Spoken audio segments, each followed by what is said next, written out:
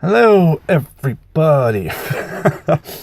Welcome to another quick Cobb Mod quick tip video. I don't know why I always have problems saying that. But this one's going to be about dyeing your cobs. And of course, I got the truck pipe, and yeah, I'm still smoking on some of that BCA because I love it. Like I said, if you're into Black Cavendish at all, you'll really enjoy that blend. Excuse me. So I have made a couple of videos about this in the past. One to do with, I think in the how-to Cobb modding basics video. And then I did another one at one other time. But this is going to kind of add on to those and might cover some of the same things, but some stuff that might have been left out. What I use is pretty much what everybody else uses, a Phoebe's leather dye. Not leather polish, but leather dye. It's available online in a couple places, and you might be lucky enough to have a place around you that sells it commercially, or like, I don't know, if you have like a Fleet Farm where you're at or something, might carry it. And basically I showed on that one video where I use a pipe cleaner to apply it.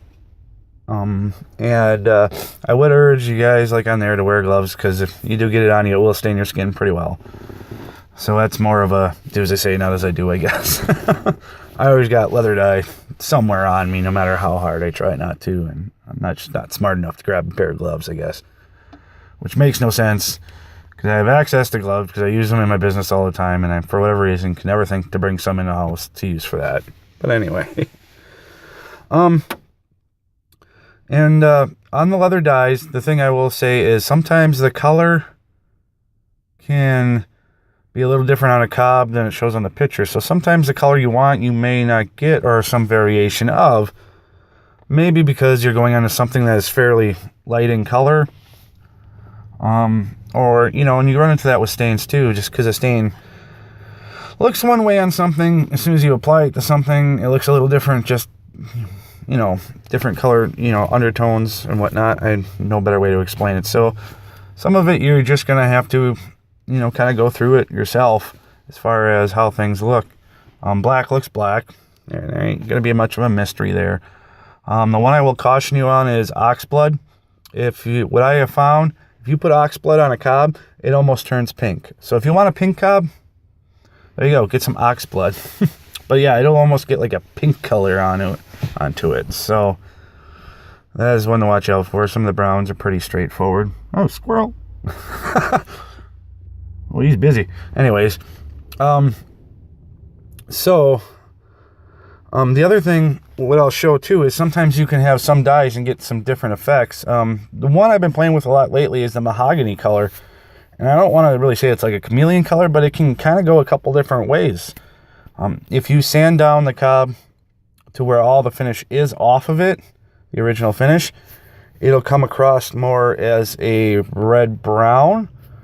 If you sand a cob to where it's smooth and then apply the dye, which you can dye over their finishes, it'll come across it'll come across as a red-brown, but more of a red-brown, but not like a dark red, but the red will come through more. And I think with some of the dyes, when you're going over finish, it actually doesn't mix as much with the undertone. I'm not sure how that works. Or you're getting more of the pure pigment if you're going over a finish. So, and I would have some examples, like I said, visual aids of that mahogany, but I can't find one of the pipes I have that's more of that darker red-brown. But anyways, and you also can thin them out with some alcohol. I've had some success with that, where if you want to do more of a wash, more than just the coloring.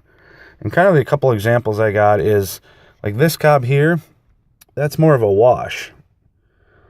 And then this one is more of that mahogany, more on the raw cob, for lack of a better term.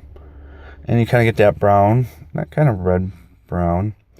But if I was to have smoothed the original finish, sanded the original finish smooth, and then applied that mahogany on there, I would have got way more of the red tone coming through than the brown itself.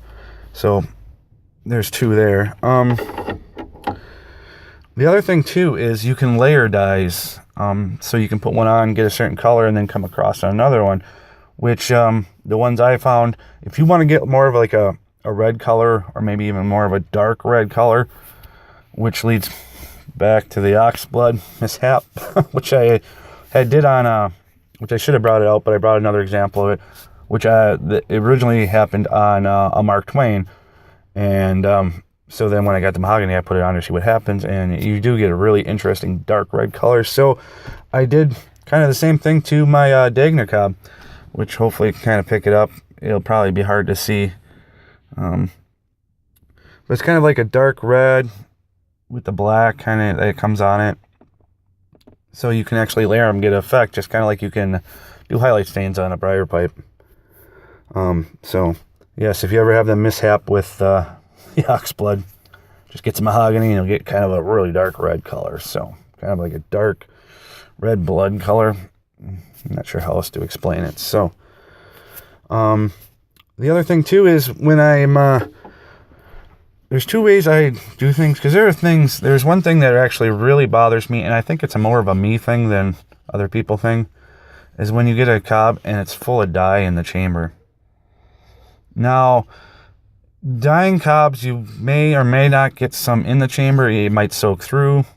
The problem is I don't like it when, and I'm not picking on them, it's just the one I have. For example, Missouri Meerschaum has done this on a lot of the pipes I have got, so that's why I tend to shy away from some of the pipes that do have the black rustication on it. Like on here, you can see that I've only smoked this twice. All that stuff in there is all dye. It was almost all solid dye when I got it on the inside. And I've had that happen on like a Country Gentleman and a couple other ones. And usually you can sand it back a little bit. So that's something to be aware of. So I think it's more of a me thing. I just don't like it when they're full of stuff. This one's going to run long again too. So these are not quick tips. But yeah, I've seen that happen on a couple other ones. And so that's why I tend to shy away from their rusticated cobs. Fortunately, like Country Gentleman, it's kind of the only way it comes unless I get the cob foolery kit. I wish it came non-rusticated. Maybe it does, I just don't know. But a way to avoid that, and the same as if you're going to do a spray finish, and some on here I tried to show some of that stuff with that mahogany dye too, where the top is over some shellac and then the bottom is not, and kind of worked, kind of didn't, kind of can see it and kind of can't. But the way I just take care of it is usually like something like this. I take my 5/8" dowel and I just put some tape on it and then just put it on there. You know, obviously when you're staining it without the stem in there or the shank, you can just do it that way and you can get onto the top, and that really prevents a lot from getting down into the bowl. Like I said, you might get some that'll soak through the cob. That could happen. The other way I do it too is that little drum sander I use. Sometimes I'll just leave that in and use that as a way to not get that in there. So there you go. Like I said, even on my other video, if you microwave and take that stem out, even if you're going to use the stock Missouri Meerschaum shank, it's a lot easier to dye a cob with that out, and you don't run into where you're trying to dye along here and you're getting it on the stem or the shank and then you're trying to dye this a different color and then you're getting it back on the cob, and it's a back and forth thing. So even if you are using the stock one and putting it back in, I strongly would suggest just microwaving it, taking it out, finishing them separate, and then gluing them back together. It'll give you a lot less headache, especially when it comes to the dyeing part of it. Because otherwise you're just constantly fighting with dye on the stem, dye in the shank, dye in the cob, and trying to work around that little area. It just works a lot better that way. So hopefully that answers any questions anybody would have. I noticed the video was getting a lot of hits. So if it doesn't, let me know. Comments below, and maybe I'll do something to try and clear that up. All right, have a good day.